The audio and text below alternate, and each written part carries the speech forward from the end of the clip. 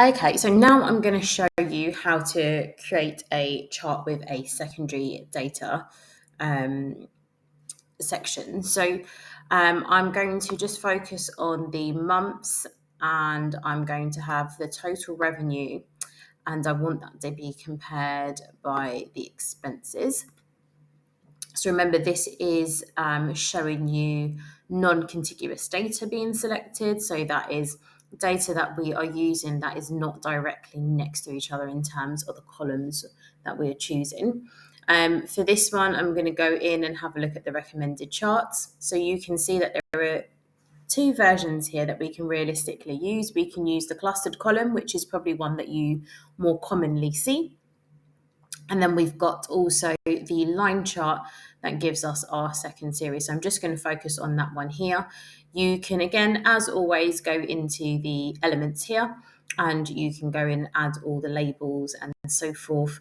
And then in here, in terms of our series, we can come in and we can have a look at our data options. So we can even change how the text appears in terms of our series.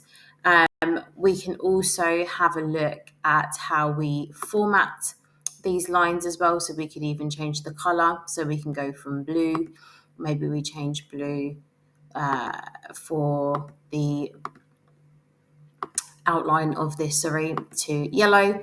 I might go in and change the outline for this one to purple, just to give you that view to have a look. We can come in and we can have a look at our legend. We can see it's at the bottom. I might move it to the right.